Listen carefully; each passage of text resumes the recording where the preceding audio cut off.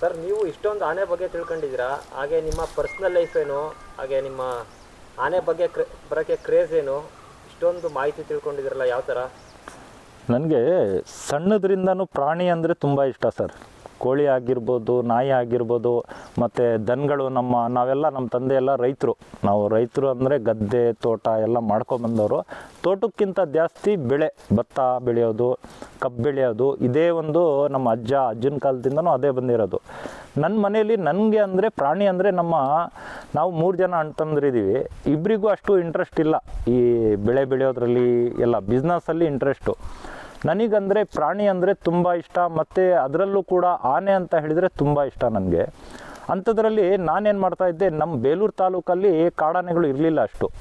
ನಾವು ಸಕಲೇಶಪುರ ತಾಲೂಕಿಗೆ ಆನೆ ನೋಡೋಕೆ ಹೋಗ್ತಾಯಿದ್ದೆ ನಾನು. ಸಕಲೇಶಪುರ ತಾಲೂಕು ಅಂತ ಹೇಳಿದರೆ ಸಕಲೇಶಪುರ ತಾಲೂಕಲ್ಲೂ ಇರಲಿಲ್ಲ. ಎಷ್ಟೂರು ಭಾಗ ಮಗ್ಗೆ, ಈ ರಾಯರಕೊಪ್ಪಲು ಮಗ್ಗೆ ಅಂತ ನಮ್ಮ ತಂದೆ ಫ್ರೆಂಡ್ ಅವ್ರ ತೋಟ ಇದೆ, ಕೆಂಚಮ್ಮನು ಹೊಸಕೋಟೆ ಅಂತ. ಅಲ್ಲೂ ಕೂಡ ನಮ್ಮ ತಂದೆ ಫ್ರೆಂಡ್ ತೋಟ ಇದೆ. ಕೆಂಚಂಬ ಅಂತ ಹೇಳಿಬಿಟ್ಟು ಒಂದು ಎಸ್ಟೇಟ್ ಇದೆ. ಅದು ನೀವು ನೋಡಿರ್ಬೋದು. ಮಗ್ಗೆ ಹತ್ರ ಪಾರ್ವತಮ್ಮನ ಬೆಟ್ಟ ಏನು ಅಡ್ಕ ಬಡ್ಕನ ಕಾರ್ಯಾಚರಣೆ ಮಾಡಿದ್ರು, ಆ ಭಾಗದಲ್ಲಿ ಹಿಂದಿನಿಂದಲೂ ಕಾಡಾನೆಗಳು ಇದ್ದಾವೆ. ಹೆಚ್ಚು ಕಡಿಮೆ ಈಗ ಇಲ್ಲಿಗೆ ಬರೋ ಮುಂಚೆ ಕಾಡಾನೆಗಳೆಲ್ಲ ಅಲ್ಲೇ ವಾಸ ಮಾಡ್ತಾ ಇದ್ದಂಥ ಜಾಗ. ಭೀಮಾ ಆಗಿರ್ಬೋದು, ಈ ಬೀಟಮ್ಮ, ಭುವನೇಶ್ವರಿ ಎಲ್ಲ ಕೂಡ ಅಲ್ಲೇ ಇತ್ತು. ಆ ಸಂದರ್ಭದಲ್ಲಿ ನಾನು ಮೆಣಸು, ಕಾಫಿ ಮತ್ತು ಈ ಟಿಂಬರು ಮರಗಳನ್ನ ಮಾಡೋದು, ಅದನ್ನು ಮಾಡೋದು ನನ್ನ ಬಿಸ್ನೆಸ್ಸೇ ಅದೇ ಮಾಡಿಕೊಂಡೆ. ಮತ್ತು ನಮ್ಮ ತಂದೆ ಎಲ್ಲ ಜಮೀನು ಮಾರಿಬಿಟ್ರು. ಸ್ವಲ್ಪ ಇದ್ದಿದ್ದ ಜಮೀನನ್ನ ಏನು ಮಾಡಿದ್ರು, ಮಾರಿದ ಮೇಲೆ ಈ ಬೆಳೆ ಬೆಳೆಯೋದು ಎಲ್ಲ ಇಂಟ್ರೆಸ್ಟು ನನ್ನಿಂದ ಒಂಥರ ಇರ್ತಾಯಿದ್ರೆ ಏನಾದರೂ ಮಾಡ್ಬೋದಿತ್ತೇನೋ ಅನ್ನೋ ಒಂದು ಇದು. ಆಮೇಲಿಂದ ನಾವು ಶುಂಠಿ ಮಾಡೋದು ಎಲ್ಲ ನಾವು ರೈತರ ಜೊತೆ ಬೆರ್ತಿರೋರು. ಹಾಗಾಗಿ ಏನಾಯಿತು, ಈ ಪ್ರಾಣಿಗಳ ಒಂದು ಹುಚ್ಚು ಏನಾಯಿತು, ಆನೆಗಳು ನೋಡೋಕ್ಕೆ ಇಲ್ಲಿಂದ ನನ್ನ ಫ್ರೆಂಡ್ಸು ಅಲ್ಲಿದ್ದಾರೆ, ಎಲ್ಲಿ ಮಗ್ಗೆ ಭಾಗದಲ್ಲೆಲ್ಲ. ಅಲ್ಲಿ ನಾವು ಹೋಗ್ತಾ ಇದ್ವಿ. ರಾತ್ರಿ ಹೊತ್ತು ಬರೋ ಸಂದರ್ಭದಲ್ಲಿ ರಸ್ತೆಯಲ್ಲಿ ಅಡ್ಡ ಸಿಗೋದು, ಮಾಡೋದು. ನಾನು ಏನಂದೆ, ಕುತೂಹಲ ಏನಂತ ಹೇಳಿದರೆ, ಅದ್ರ ಬಗ್ಗೆ ಏನು ಕ್ಯೂರಿಯಾಸಿಟಿ ಅಂತಾರಲ್ಲ, ಅದ್ರ ಬಗ್ಗೆ ತಿಳ್ಕೊಳ್ಳೋದು ತುಂಬ ಇಷ್ಟ ಆಯಿತು ನನಗೆ. ಏನಂತ ಹೇಳಿದರೆ, ಆನೆ ಯಾವ ರೀತಿ ಬಾಳುತ್ತೆ, ಕಾಡಲ್ಲಿ ಏನು ಸಿಕ್ಕುತ್ತೆ, ಅದು ಏನು ತಿನ್ನುತ್ತೆ, ಮತ್ತು ಅದಕ್ಕೆ ಒಂದು ಇಷ್ಟವಾದ ಫುಡ್ ಯಾವುದು.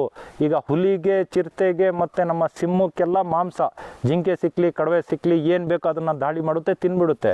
ಆದರೆ ಈ ಸಸ್ಯಾಹಾರಿ ಪ್ರಾಣಿಗಳು, ಈ ದನ ಆಗಿರ್ಬೋದು, ಮತ್ತು ನಮ್ಮ ಆನೆಗಳಾಗಿರ್ಬೋದು, ಕಡವೆಗಳು ಏನು ತಿನ್ನುತ್ತೆ, ಅದಕ್ಕೆ ಏನು ಬೇಕು ಇಂಪಾರ್ಟೆಂಟ್ ಅಂತ ಹೇಳಿ. ಈಗ ನಾನು ಕೇಳಿರೋ ಪಟ್ಟಿಗೆ ಆನೆಗೆ ಒಂದು 350 kg ದಿವಸಕ್ಕೆ ಒಂದು ಫುಡ್ ಬೇಕು. ಆ ಫುಡ್ಡು ಕಾಡಲ್ಲಿ ಏನು ಸಿಕ್ಕುತ್ತೆ, ಅದಕ್ಕೆ ಬರೀ ಎಲೆ ತಿಂದು ಹೊಟ್ಟೆ ತುಂಬಿಸ್ಕೊಳ್ಳುತ್ತಾ ಅದು? ಅಷ್ಟು ಒಂದು ಲೋಡ್, ಅಷ್ಟು ದೊಡ್ಡ ಹೊಟ್ಟೆಗೆ ಅಷ್ಟು ತಿನ್ನಬೇಕಲ್ಲ ಅನ್ನೋದು ಒಂದು ಮೈಂಡಲ್ಲಿ. ಅದು ಜನಗಳಿಗೂ ತಿಳಿಸ್ಬೇಕು, ಸರ್ಕಾರಕ್ಕೂ ಗೊತ್ತಾಗಬೇಕು. ಇನ್ನು ನಮ್ಮ ಮಕ್ಕಳ ಕಾಲಕ್ಕೂ ನಮ್ಮ ಪ್ರಾಣಿಗಳು ಬೇಕು, ತೋರ್ಸೋಕ್ಕೋಸ್ಕರ ಆದರೂ ಪ್ರಾಣಿಗಳು ಬೇಕು. ಇನ್ನೊಂದು ಕಾಡಿದ್ರೇ ಕಾಡು ಪ್ರಾಣಿಗಳು. ಇವತ್ತು ಕಾಡು ನಾಶ ಆಗಿರೋದ್ರಿಂದ, ಇಷ್ಟು ಕಾಡೆಲ್ಲ ನಾಶ ಆಗಿ ಏನೇನೋ ಆಗಿದೆ. ಹಲವಾರು ಕಾಡುಗಳು ನಾಶ ಆಗಿದೆ, ಏನೇನೋ ಆಗಿದೆ, ಸರ್ಕಾರದಿಂದಲೂ ಆಗಿದೆ, ಮತ್ತು ಕ್ರಷರ್ಗಳು ಆಗಿದೆ, ಮತ್ತು ರೆಸಾರ್ಟ್ಗಳು ಆಗಿದೆ. ಇದರಿಂದ ಏನಾದ್ರು ತೊಂದರೆ ಆಯಿತಾ ಅಂತ ಜನಗಳು ಕೇಳ್ತಾರೆ. ಆದರೆ ಅದರಿಂದನೂ, ರೆಸಾರ್ಟ್ಗಳಿಂದ ಆಗಿರ್ಬೋದು, ಇದರಿಂದ ಆಗಿರ್ಬೋದು, ಅದರಿಂದ ತೊಂದರೆ ಇಲ್ಲ. ಅಂದರೆ ಕಾಡೊಳಗೆ ಅದಕ್ಕೆ ಬೇಕಾಗುವಂಥ ಫುಡ್ಡು ಆನೆಗಳಿಗೆ ಸಿಗ್ತಾ ಇಲ್ಲ. ಹಾಗಾಗಿ ಅದ್ರ ಬಗ್ಗೆ ನನಗೆ ತಿಳ್ಕೊಳ್ಳೋದು, ಮತ್ತು ಅದ್ರ ಬಗ್ಗೆ ಅನುಭವಗಳು ಒಂದೊಂದು ಸತಿ ಬಂದಿರೋವಂಥ ಅನುಭವಗಳು.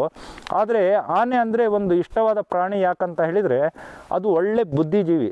ಸಾಕಾನೆ ಮಾಡಿದರೆ ಅದು ಟಿಂಬರ್ ಎಳೆಯೋಕ್ಕೆಲ್ಲ ಬರ್ತಾಯಿತ್ತು ಆನೆಗಳು. ಮಾವುತರು ಹೇಳ್ದಂಗೆ ಕೆಲಸ ಮಾಡೋದು, ಲೋಡ್ ಮಾಡೋದಾಗಲಿ, ದೊಡ್ಡ ದೊಡ್ಡ ದಿಂಬಿಗಳನ್ನ ಲಾರಿಗೆ ಲೋಡ್ ಮಾಡೋದಾಗಲಿ, ಮುಂಚೆ ಎಲ್ಲ ಕ್ರೇನ್ ಇರಲಿಲ್ಲ. ಇದು ಆನೆಗಳೇ ಒಂದು ಮರಗಳ ದಿಂಬಿಗಳನ್ನ ಲೋಡ್ ಮಾಡೋದೆಲ್ಲ ಮಾಡ್ತಾಯಿತ್ತು. ಹಾಗಾಗಿ ಇದು ಅಷ್ಟು ಮಟ್ಟಿಗೆ ಕೆಲಸ ಮಾಡಬೇಕು, ಅಷ್ಟು ಒಂದು ದೊಡ್ಡ ಹೊಟ್ಟೆ ಇದೆ, ಅದು ಏನು ತಿನ್ನುತ್ತೆ ಕಾಡಲ್ಲಿ ಅಂತ ಹೇಳಿ ಇದು ಮಾಡಿದೆ. ಇವತ್ತು ನಾನು ಸರ್ಕಾರಕ್ಕೂ ಮನವಿ ಮಾಡೋದೇನಂತ ಹೇಳಿದರೆ, ಕಾಡೊಳಕ್ಕೆ ನೀರು ಮೇನ್ ಇಂಪಾರ್ಟೆಂಟ್. ನೀರು ಸರ್, ಅದಕ್ಕೆ ತುಂಬ ನೀರು. ನಮ್ಮಂಗೆ ಒಂದು ಲೋಟ ನೀರು ಕುಡಿಯಲ್ಲ ಅದು. ದಿವಸಕ್ಕೆ ನಾವು 1 ಲೀಟ್ರ್ ನೀರು ಕುಡಿತೀವೋ, 2 ಲೀಟ್ರ್ ಕುಡಿತೀವೋ. ಆದರೆ ಆನೆ ಹೊಟ್ಟೆಗೆ ಹಲವಾರು ಲೀಟ್ರು, ನೂರಾರು ಲೀಟ್ರ್ ನೀರು ಬೇಕು ಅದಕ್ಕೆ ಹೊಟ್ಟೆ ತುಂಬಿಸ್ಕೊಳ್ಳೋಕ್ಕೆ. ಹೊಟ್ಟೆಗೇನಿಲ್ಲ ಅಂದರೂ ನೀರಲ್ಲಾದರೂ ಅದು ಬದುಕುತ್ತೆ. ಹಾಗಾಗಿ ನೋಡಿ, ಕಾಡೊಳಕ್ಕೆ ಹೋದರೆ ಒಂದು ನೀರಿಂದ ಒಂದು ಅಂಶನೂ ಸಿಕ್ಕಲ್ಲ. ಕಾಡೊಳಗೆ ಒಂದು ಕೆರೆನೂ ಸಿಕ್ಕಲ್ಲ, ಒಂದು ಅದಕ್ಕೆ ಬೇಕಾಗಿರುವಂಥ ಆಹಾರನೂ ಸಿಕ್ಕಲ್ಲ. ಹಾಗಾಗಿ ಇದ್ರ ಬಗ್ಗೆ ನಾವು ತಿಳ್ಕೊಬೇಕಾಗುತ್ತೆ. ಮತ್ತು ಹಿಂಗೆ ನೋಡಿ, ನಮ್ಮ ಸೈಡ್ ಇಲ್ಲದೇ ಇರೋ ಹೊತ್ತಿಗೆ ನಾನು ಆನೆ ನೋಡೋಕೆ ಅಲ್ಲಿಗೆ ಹೋಗಿದ್ದೀನಿ. ಇನ್ನು ನಮ್ಮ ಮಕ್ಳ ಕಾಲಕ್ಕೆ ಆನೆ ಹೇಗಿರುತ್ತಂತ ಯಾವ ರೀತಿ ತೋರಿಸ್ತೀರಾ? ಫೋಟೋಗಳಲ್ಲಿ ತೋರಿಸ್ಬೇಕು, ಕಣ್ಣಿಂದ ನೋಡೋಕ್ಕಾಗಲ್ಲ. ಇದೇ ಒಂದು ಮಾಹಿತಿ. ಯಾವುದೇ ಪ್ರಾಣಿ ಆಗಿರಲಿ, ಅದನ್ನು ನಾವು ನೋಡಿ, ಹಲವಾರು ಪ್ರಾಣಿಗಳಿಗೆ ಇವತ್ತು ಗೂಗಲಲ್ಲಿ ಹೊಡೆದು ನಾವು ನೋಡಬೇಕಾಗುತ್ತೆ. ಇಲ್ಲ ಯೂಟ್ಯೂಬಲ್ಲಿ ಹೊಡೆದು ನೋಡಬೇಕಾಗುತ್ತೆ ಹಳೆ ವೀಡಿಯೋಗಳನ್ನ, ಇಲ್ಲ ಡಿಸ್ಕವರಿ ಚಾನಲ್ಗಳನ್ನ ಅದರಲ್ಲಿ ನೋಡಬೇಕಾಗುತ್ತೆ. ಈಗ ರಿಯಲಾಗಿ ನಾವು ನೋಡ್ತಾ ಇದ್ದೀವಿ ಅಂತ ಹೇಳಿದರೆ ಕಾಡನ್ನೂ ಉಳಿಸ್ಬೇಕು, ಪ್ರಾಣಿನೂ ಉಳಿಸ್ಬೇಕು, ನಾವು ಬದುಕಬೇಕು. ಇದು ಪ್ರಕೃತಿ. ಇದು ಯಾಕಂತೇಳಿ ನಾವೇ ಬದುಕಿ ಇನ್ಯಾರೂ ಬದುಕಬಾರ್ದು ಅನ್ನೋದು ನಮ್ಮ ಒಂದು ದುರಾಸೆನೂ ಅದು ಇರಬಾರ್ದು ಮನುಷ್ಯನಲ್ಲಿ ಅಂತ ನಾನು ಹೇಳೋಕ್ಕೆ ಇಷ್ಟಪಡ್ತೀನಿ. ಇವತ್ತು ನೋಡಿ ಇಲ್ಲಿಯ ರೈತರು ಕೂಡ ಏನು ಹೇಳ್ತಾ ಇದ್ದಾರೆ, ಇವತ್ತು ಸಾಕ್ತಾ ಇರೋದೇ ಕಾಡು ಆನೆಗಳಿಗೆ ರೈತರು. ಕಾಫಿ ಹಣ್ಣು ತಿಂತಾ ಇದೆ, ಹಲಸಿನ ಹಣ್ಣು ಟೈಮಲ್ಲಿ ಹಲಸಿನ ಹಣ್ಣು ತಿಂತಾ ಇದೆ. ಬಿಕ್ಕೋಡು ಭಾಗಕ್ಕೆ ಹೋದರೆ ನೋಡಿ ಕಬ್ಬು ಬೆಳೆದಿರ್ತಾರೆ, ಜೋಳ ಬೆಳೆದಿರ್ತಾರೆ, ರಾಗಿ ಬೆಳೆದಿರ್ತಾರೆ. ಇದೇ ಕಾಡಾನೆಗಳು 6 ತಿಂಗಳು ಅಲ್ಲಿ ವಾಸ ಮಾಡ್ತವೆ, ಜಗ್ಬೋರ್ನಹಳ್ಳಿ ಮತ್ತು ನಮ್ಮ ಬಿಕ್ಕೋಡು ಭಾಗದಲ್ಲಿ. ಇಲ್ಲಿ ನಮ್ಮ ಟೈಮ್ ನೋಡಿ ಈಗ ಒಂದು ತಿಂಗಳಲ್ಲಿ ಆನೆಗಳು ಇಲ್ಲಿಗೆ ಬಂದುಬಿಡ್ತವೆ. ಈಗ ಬಿಕ್ಕೋಡಿಂದ ಇಲ್ಲಿ ಬಂದಾಯಿತು. ಈಗ ಹಲಸಿನ ಹಣ್ಣು ಸೀಸನ್ ಸ್ಟಾರ್ಟ್ ಆಗುತ್ತೆ. ಸ್ಟಾರ್ಟ್ ಆದಾಗ ಏನು ಮಾಡುತ್ತೆ, ಬರೀ ಹಲಸಿನ ಹಣ್ಣು ಯಾವ್ದಾದ್ರು ಒಂದು ಬೈನೆ ಮರಗಳು ಸಿಕ್ಕಿದ್ರೆ ಅದು ತಿನ್ನುತ್ತೆ, ಮತ್ತು ಹುಲ್ಲು ಸರಿಯಾದ ಗರ್ಕೆ ಹುಲ್ಲು ಬರುತ್ತಲ್ಲ ಅದನ್ನು ತಿನ್ನುತ್ತೆ. ಕಾನಹಳ್ಳಿ ಫಾರೆಸ್ಟಿಗೆ ಹೋದರೆ ಬರೀ ಬಿದಿರು ಇರೋದು, ಮತ್ತು ಅದಕ್ಕೆ ಬೇಕಾಗುವಂಥ ಫುಡ್ಡು ಯಾವುದೂ ಇಲ್ಲ. ಹಾಗಾಗಿ ಕಾಡು ಪ್ರಾಣಿಗಳನ್ನ ಇವತ್ತು ಉಳಿಸ್ಬೇಕಂತ ಹೇಳಿದರೆ ಇವತ್ತು ಸರ್ಕಾರ ಮುಂದೆ ಬಂದು ಹಲವಾರು ರೀತಿ ಅರಣ್ಯ ಇಲಾಖೆ ಕೈಲಿ ಮಾಹಿತಿ ತಗೊಂಡು ಕಾಡಲ್ಲೇ ಅದಕ್ಕೆ ಬೇಕಾಗುವಂಥ ಆಹಾರನ ಉತ್ಪತ್ತಿ ಮಾಡೋದಾಗಲಿ, ನೀರಾಗಿರ್ಬೋದು ಎಲ್ಲನೂ ಕೂಡ ಅಲ್ಲಿ ಮಾಡಬೇಕಂತ ನಾನು ಹೇಳ್ತೀನಿ, ಮನವಿ ಮಾಡ್ತೀನಿ ನಿಮ್ಮ ಮಾಧ್ಯಮದ ಮುಖಾಂತರ. ಮತ್ತು ನೋಡಿ ಸಕಲೇಶಪುರ ಭಾಗದಲ್ಲಿ ಇದ್ದಂಥ ಆನೆಗಳು 2016ರಲ್ಲಿ ನಮ್ಮ ಬೇಲೂರು ಸೈಡಿಗೆ ಬರುತ್ತೆ. ಬೇಲೂರು ಸೈಡಿಗೆ ಬರೋದೇ ಮಾರ್ತಾಂಡ ಏನೀಗ ಪಳಗಿಸಿದ್ದಾರೆ. ಮಕ್ಕನ ಕಾಡಾನೆ ಫಸ್ಟು ಇಲ್ಲಿ ನಮ್ಮ ಇದೇ ಭಾಗಕ್ಕೆ ಬರುತ್ತೆ. ಉಲೆ ಮಕ್ಕಿ ಅಕ್ಕಿ ಕಳ್ಳ. ಯಾಕಂದರೆ ಅಕ್ಕಿ ಕಳ್ಳ ಅಂತ ಹೇಳಿದ್ರೆ ಇಲ್ಲಿ ಸೊಸೈಟಿಗಳನ್ನ ಮುರಿದಿತ್ತು. ಏನು ನಮ್ಮ ಸೊಸೈಟಿ ಜನಗಳಿಗೆ ಅಕ್ಕಿ ಕೊಡುವಂಥ ಗೋಡನ್ಗಳು ಏನಿರುತ್ತೋ ನೋಡಿ, ಅದು ಎಷ್ಟು ಚಾಲಕ್ ನೋಡಿ, ಅಕ್ಕಿ ವಾಸನೆನ ಹಿಡ್ಕೊಂಡು ಹೋಗ್ಬಿಟ್ಟು ಗೋಡನ್ನ ರಾತ್ರಿ ಮುರಿದು ಎಷ್ಟು ಬೇಕಷ್ಟು ಅಕ್ಕಿ ತಿಂದ್ಬಿಟ್ಟು ಆರಾಮಾಗಿ ಹೋಗೋದು. ಯಾರ ಮೇಲೂ ಅದೂ ಕೂಡ ಸುಮಾರು ಜನದ ಮೇಲೆ ದಾಳಿ ಮಾಡಿತ್ತು ಅದು. ಯಾಕಂದರೆ ಅದು ಒಂಟಿಯಾಗೇ ಓಡಾಡ್ತಾ ಇತ್ತು ಮಕ್ನಾನ ಕಾಡಾನೆ. ಹಾಗಾಗಿ ಅದನ್ನು ಏನು ಮಾಡಿದರು, ಇದೇ ಭಾಗದಲ್ಲಿ ಕಾರ್ಯಾಚರಣೆನ ಮಾಡಿ ಗುಡ್ಬೆಟ್ಟ ಕಡೆಗರ್ಜೆ ಎಸ್ಟೇಟಲ್ಲಿ ಗುಡ್ಬೆಟ್ಟ ಅಂತ ಇದೆ, ಆ ಗುಡ್ಬೆಟ್ಟ ಎಸ್ಟೇಟಲ್ಲಿ ಅದನ್ನು ಕಾರ್ಯಾಚರಣೆ ಮಾಡ್ತಾರೆ. ಕಾರ್ಯಾಚರಣೆ ಮಾಡಿ ಮಾದೇಶ್ವರ ಬೆಟ್ಟಕ್ಕೆ ತಗೊಂಡೋಗಿ ಬಿಡ್ತಾರೆ ಬಂಡೀಪುರಕ್ಕೆ. ಅಲ್ಲಿಂದ ಅದು ಒಂದು 3-4 ತಿಂಗಳಲ್ಲಿ ಸಕಲೇಶಪುರಕ್ಕೆ ಬಂದುಬಿಡುತ್ತೆ. ಸಕಲೇಶಪುರದಲ್ಲಿ ಕೊಲ್ಲಳ್ಳಿ ಭಾಗ ಅಂತ ಇದೆ, ಹೈವೇ ದಾಟಿದರೆ ನಮ್ಮ ಬೇಲೂರು ತಾಲೂಕು, ಸಕಲೇಶಪುರ ತಾಲೂಕಿಂದ ಬೇಲೂರು ತಾಲೂಕಿಗೆ ಬರುತ್ತೆ. ಅಲ್ಲೇನು ಮಾಡುತ್ತೆ, ಒಂದು ಅಂಗಡಿದು ಅಕ್ಕಿನ ತಗೊಂಡು ರೇಡಿಯೋ ಕಾಲರ್ ಹಾಕಿರ್ತಾರೆ, ಆ ಅಂಗಡಿದೇ ಒಂದು ಅಕ್ಕಿ ಮೂಟೆನ ತಗೊಂಡು ರೋಡಲ್ಲೇ ರಸ್ತೆಯಲ್ಲೇ ಹೈವೇಲಿ ತಿಂತಾ ನಿಲ್ಲುತ್ತೆ. ಆ ರೀತಿ ನಮ್ಮ ಒಂದು ಮಕ್ನ ಕಾಡಾನೆ ಅದೇ ನಮ್ಮ ಬೇಲೂರು ತಾಲೂಕಿಗೆ ಫಸ್ಟು ಕಾಲಿಟ್ಟಂತಹ ಕಾಡಾನೆ. ಅದ್ರ ನಂತರ ಏನಾಯಿತು, 2 ಹೆಣ್ಣಾನೆ ಮತ್ತು 1 ಮರಿ ಇತ್ತು. ಆಮೇಲಿಂದ ಇನ್ನೊಂದು ಆನೆ ಬಂತು. ಆ ಹೆಣ್ಣಾನೆ ಕೂಡ ಇಲ್ಲೇ ಮರಿ ಹಾಕ್ತು, ಈ ಮತಿಗಳಲ್ಲೇ ಅಂತ ಇದೆ, ಉದಯವಾರ ರಸ್ತೆ ಅಂತ ಇದೆ ಆ ಭಾಗದಲ್ಲಿ. ಅದ್ರ ನಂತರ ಆ ಆನೆ ಬಂದ ಮೇಲೆ ಒಂದು ಆನೆ ಏನಾಗುತ್ತೆ, ಒಂದು ಹೊಂಡದಲ್ಲಿ ಸಿಕ್ಕಾಕೊಂಡು ಒಂದು ಆನೆ ಸಾವು ಕೂಡ ಆಗುತ್ತೆ ಈ ಭಾಗದಲ್ಲಿ.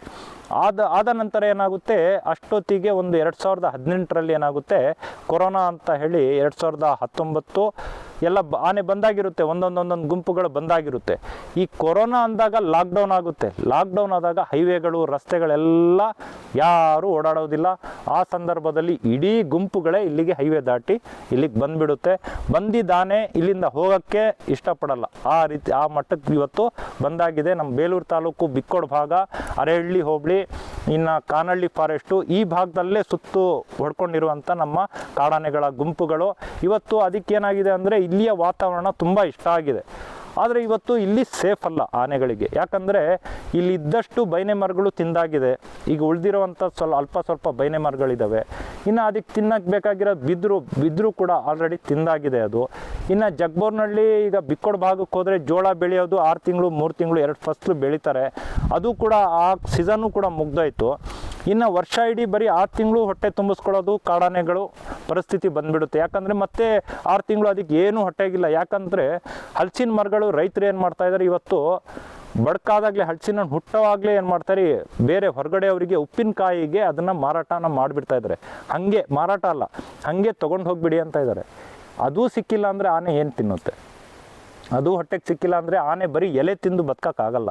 ದಿಸಕ್ಕೆ 300ರಿಂದ 350 kg ಬೇಕಾಗಿರುವಂಥ ಆನೆಗೆ ಇವತ್ತು 20 kg 10 kg ಏನಾದ್ರು ಫುಡ್ಡು ಹುಲ್ಲು ಪಲ್ಲು ತಿಂದರೆ ಅದ್ರ ಹೊಟ್ಟೆಗೆ ಸಾಕಾಗಲ್ಲ. ಅದು ಸಾವಾಗೋ ಸಂಭವಗಳು ಕೂಡ ತುಂಬ ಆಗುತ್ತೆ. ಅದಕ್ಕೆ ಬೇಕಾಗುವಂಥ ಆನೆ ಧಾಮ ಮಾಡ್ತೀನಂತ ಏನು ಸರ್ಕಾರ ಹೇಳಿದೆ, ಏನು ಭರವಸೆನ ಕೊಟ್ಟಿದ್ದಾರೆ ಇಲಾಖೆಯವರು. ಇವತ್ತು ರೈತರು ಉಳಿಬೇಕು, ನಮ್ಮ ಕಾಡು ಪ್ರಾಣಿಗಳು ಉಳಿಬೇಕು, ನಮ್ಮ ಆನೆಗಳು ಕೂಡ ಉಳಿಬೇಕು ಅಂದರೆ ಅದಕ್ಕೆ ದಟ್ಟವಾದ ಏನು ಅರಣ್ಯ ಪ್ರದೇಶ ಇದೆ ಆ ಭಾಗದಲ್ಲಿ ಆನೆನ ಎಲ್ಲ ಸ್ಥಳಾಂತರ ಮಾಡಿ ಅದಕ್ಕೊಂದು ಸೇಫ್ ಝೋನ್ ಮಾಡಬೇಕು ಅಂತ ಹೇಳಿ ನಾನು ನಿಮ್ಮ ಮುಖಾಂತರ ಮನವಿ ಮಾಡ್ತೀನಿ ಸರ್. ಯಾಕಂತ ಹೇಳಿದರೆ ನಮಗಿರುವಂಥ ಹುಚ್ಚು ಈ ಆನೆ ಅಂತ ಹೇಳಿದರೆ ಒಂದು ದೊಡ್ಡ ಪ್ರಾಣಿ ಇದೆ. ಬಾಕಿ ಪ್ರಾಣಿಗಳು ನಾವು ಹತ್ರನೂ ಹೋಗೋಕ್ಕಾಗಲ್ಲ. ಚಿರತೆ ಆಗಿರ್ಬೋದು, ಹುಲಿ ಆಗಿರ್ಬೋದು, ನಿಮ್ಮ